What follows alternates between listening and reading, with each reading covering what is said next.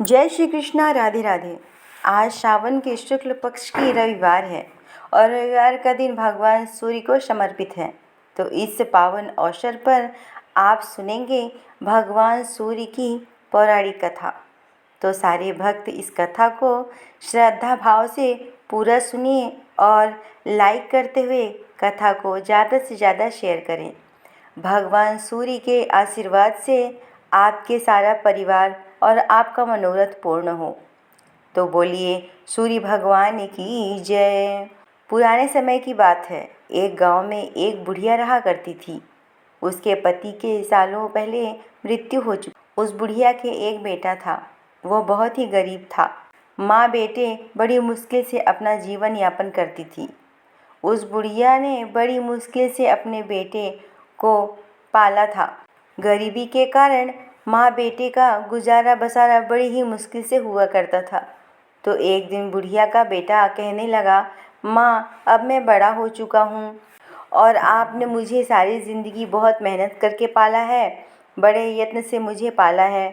माँ मैं आपके सपनों को पूरा करना चाहता हूँ, इसके लिए मुझे कोई काम की ज़रूरत होगी और मैंने सोचा है कि मैं बाहर जाकर कोई कार्य शुरू करूँगा। यहाँ गांव में तो मुझे कोई काम नहीं मिल पाएगा। तो यह बुढ़िया अपने बेटे की मनसा जानकर मन ही मन बहुत खुश हुई और भगवान सूर्य देव का स्मरण करते हुए कहने लगी, हे सूर्य भगवान, मेरे बेटे का अच्छा कारोबार चले, इस समाज में खूब मान सम्मान मिले। फिर बुढ़िया का बेटा काम की तलाश में शहर चला गया और बुढ़िया सूर्य देवता की परम भक्त थी। तो वह तो नियमित रूप से रविवार को वह सूर्य उदय होने से पहले ही उठकर पहले ही घर में झाड़ू बुहारती।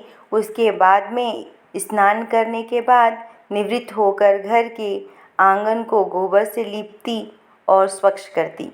उसके बाद उदय होते ही सूर्य भगवान को अर्घ्य दिया करती, रविवार की व्रत कथा सुनती और अपने बेटी की सलामती की कामना करती। फिर शाम को सूर्य भगवान को भोग लगाकर वह भोजन किया करती थी। तो सूर्य देवता की कृपा से बुढ़िया को किसी भी प्रकार की चिंता न थी और ना ही कोई कष्ट था। वह अपने बेटे की तरफ से बहुत खुश थी। बुढ़िया आंगन लीपने के लिए एक पड़ोसन के घर से गाय का गोबर लाती थी। तो वह पड़ोसन बुढ़िया को देखकर उसे बहुत जलन किया करती थी। बुढ़िया को देखकर उसे बहुत जलन हुआ करती थी। मन ही मन सोचती, एक बेटा था जो काम का बहाना बनाकर शहर चला गया, फिर भी पीछे से इतनी खुश रहती है, इसे कोई भी चिंता फिक्र नहीं है। पर मुझे इसका इस तरह से बेवजह खुश रहना बर्दाश्त नहीं होता। कुछ न कुछ तो करना ही पड़ेगा। यह घर का आंगन लीपने के लिए मेरे घर से गोबर ले जाती है, तो मैं गाय को अंदर बांध देती हूँ, फिर वह गोबर कैसे ले जाएगी। तो इस तरह कुविचार मन में पालते हुए बुढ़िया की पड़ोसन ने शनिवार की शाम को गाय को घर के अंदर बांध दिया। रविवार को सुबह बुढ़िया जल्दी उठकर स्नान किया और गोबर लाने के लिए पड़ोसन के घर गई। तो बाहर गाय नहीं थी। तो पड़ोसन के घर का दरवाज़ा खटखटाने लगी, लेकिन पड़ोसन ने दरवाज़ा नहीं खोला। तो थक हार कर बुढ़िया घर आ गई। तो उस दिन वह घर के आंगन को नहीं लीप सकी और आंगन नहीं लीपने के कारण उसने सूर्य भगवान को भोग नहीं लगाया और ना ही स्वयं भोजन पाया। सूर्य देवता स्मरण करते हुए अस्त होने पर भूखी प्यासी ही रह गई। तो बुढ़िया की श्रद्धा भक्ति देखकर सूर्य देवता बहुत ही प्रसन्न हुए और बुढ़िया माई को स्वप्न में दर्शन देकर कहने लगे, हे बुढ़िया माई, सो रही है क्या या जग रही है। तो बुढ़िया कहने लगी, महाराज, न मैं सो रही हूँ और न ही जाग रही हूँ, कहो क्या आज्ञा है। तो सूर्य देवता ने कहा कि माई, आज तुमने मुझे भोग नहीं लगाया। तो बुढ़िया ने बताया कि क्या करूं महाराज, मुझे आज आंगन लीपने के लिए गोबर नहीं मिला, इसीलिए मैं आज भोग नहीं लगा सकी। मुझसे बहुत बड़ी गलती हो गई है, आप मुझे क्षमा करें। मैंने प्रण लिया है कि अगले रविवार को घर के आंगन को गाय के गोबर से ज़रूर लीपूंगी और उसके बाद आपका भोग लगाकर ही ग्रहण करूंगी। तब तक मैं अन्न और जल का त्याग करती हूँ। तो सूर्य देवता ने कहा कि बुढ़िया माई, सारी सोच त्यागते हुए देख, तुम्हारे घर में एक सुंदर सी गाय और बछड़ा खड़ा है। अब तुझे किसी के घर भी गोबर के लिए नहीं जाना पड़ेगा। इतना कहकर सूर्य भगवान अंतर ध्यान हो गए। ब्रह्म मुहूर्त का समय था। बुढ़िया माँ की आँख खुली तो उसने देखा कि उसके घर के आंगन में एक सुंदर सी गाय और बछड़ा खड़ा है। तो वह देखकर हैरान हो गई। जल्दी से उठकर खड़ी हुई और गाय को आंगन में बांधकर उसके लिए चारा लेने आई। फिर उसे चारा खिलाकर बछड़े को गौ माता का दूध पिलाया और बचा हुआ दूध बाल्टी में निकाल लिया। तो भगवान का चमत्कार देखकर बुढ़िया बहुत ही खुश हुई। दूसरे दिन सुबह बुढ़िया के पड़ोसन ने देखा कि बुढ़िया के घर एक बहुत ही सुंदर गाय और बछड़ा बंधा है, तो वह तो और भी अधिक जल भुंज गई। इस बुढ़िया को गाय किसने लाकर दी? तभी उसका ध्यान अचानक से गाय के गोबर की तरफ गया, तो वह गोबर सोने का था। उस गाय का यह नियम था कि सुबह सबसे पहले जो गोबर करती वह सोने का होता। बुढ़िया माई को पता ही नहीं था और इसके पहले वह पड़ोसन उस गोबर को उठाकर अपने घर ले गई और अपनी गाय का गोबर लाकर वहाँ पर रख दिया। अब बुढ़िया माई तो इस बात से अनजान थी। वह 6 दिन तक दूध पीकर ही अपना पारण किया करती थी और फिर रविवार को सुबह जल्दी उठी, गाय को चारा खिलाकर बछड़े को दूध पिलाया और फिर स्नान कर घर को गोबर से लीपा। बड़े ही प्रेम भाव से सूर्य भगवान की पूजा अर्चना की। बुढ़िया माई को इस बात के बारे में पता ही नहीं था कि गाय पहला गोबर सोने का करती है, पर वह जितना मिल गया था उसी में ही बहुत खुश थी। और पड़ोसन का नियम था, वह रोजाना जल्दी आती और सोने का गोबर उठाकर अपने घर के गोबर को रख के चली जाती। इसी तरह समय बीतता गया। बुढ़िया पूरे प्रेम भाव से सूर्य भगवान की व्रत किया करती थी, लेकिन भगवान सूर्य को पड़ोसन की चालाकी का पता था, तो उन्होंने एक दिन तेज आंधी चलाई। तो आंधी का प्रकोप देखकर बुढ़िया माई ने गाय को घर के अंदर बांध दिया। जब सुबह बुढ़िया उठी तो देखा कि गाय ने तो सोने का गोबर किया है, तो उसे बहुत ही आश्चर्य हुआ। उस दिन के बाद बुढ़िया माई रोजाना गाय को घर के अंदर बांधने लगी और सोने के गोबर से बुढ़िया कुछ ही दिनों में धनवान हो गई। तो बुढ़िया माई को इस तरह धनवान होता देख पड़ोसन बुरी तरह से जल भूंज गई। उसने एक दिन अपने पति से कहा, बुढ़िया के घर एक गाय है जो रोजाना सूर्य उदय होने से पहले ही सोने का गोबर देती है। पहले तो वह गाय को बाहर बांधती थी तो उस गोबर को मैं ले आती थी। अब उसे पता ही चल गया है तो उसने गाय को घर के अंदर बांधना शुरू कर दिया और देखो बुढ़िया कितनी धनवान हो गई। इस तरह सोने का गोबर देने वाली गाय बुढ़िया के घर किस काम की है? यह इतने सारे सोने का क्या करेंगी? इसका एक बेटा था जो काम के बहाने से शहर चला गया, पता नहीं वापस आएगा या नहीं। इसीलिए हमें जनहित के लिए राजा के पास जाकर इस गाय के बारे में बताना चाहिए। तो उसका पति कहने लगा कि हाँ, मैं आज ही राजा के पास जाकर इस गाय के बारे में बताता हूँ। इस तरह गाय तो राजा के पास होनी चाहिए ताकि ज़रूरतमंद लोगों को इसका उपयोग हो सके। तो इस तरह विचार करके वह राजा के पास चला गया और जाकर कहा कि राजन, आपके नगर में एक बुढ़िया माई रहती है। उसके पास एक चमत्कारिक गाय है जो रोजाना सूर्य उदय होने से पहले सोने का गोबर करती है। अब उस बुढ़िया के घर ऐसी गाय का क्या काम? इस तरह की गाय तो आपके यहाँ होनी चाहिए। तो सोने का गोबर देने वाली गाय के बारे में सुनकर राजा बहुत आश्चर्यचकित हुए और प्रसन्न भी हुए। अपने सैनिकों को भेजा और तुम जाओ और बुढ़िया के पास से उस गाय को लेके चले आओ। तो राजा की आज्ञा पाकर राजा के सिपाही उस बुढ़िया के घर गए और गाय को खूंटी से खोलने लगे। तो बुढ़िया माई कहने लगी, आप कौन हैं? मेरी गाय को क्यों ले जा रहे हैं? तो वह कहने लगे कि हमें तो राजा ने भेजा है और इस गाय को राजमहल में मंगवाया है। तो वह बुढ़िया हाथ जोड़कर कहने लगी, यह गाय मुझे सूर्य भगवान ने दी है। मैं रविवार के व्रत करती हूँ, तो मुझे घर का आंगन लीपने के लिए गाय का गोबर चाहिए। आप ऐसा अनर्थ मत करें, मैं आपके आगे हाथ जोड़ती हूँ। लेकिन राजा के सैनिकों ने बुढ़िया माई की एक बात न सुनी। गाय और बछड़े को खोलकर राजमहल में आ गए। तो इतनी सुंदर गाय को देखकर राजा बहुत ही खुश हुए और उसके रहने के लिए एक सुंदर कमरा तैयार करवाया।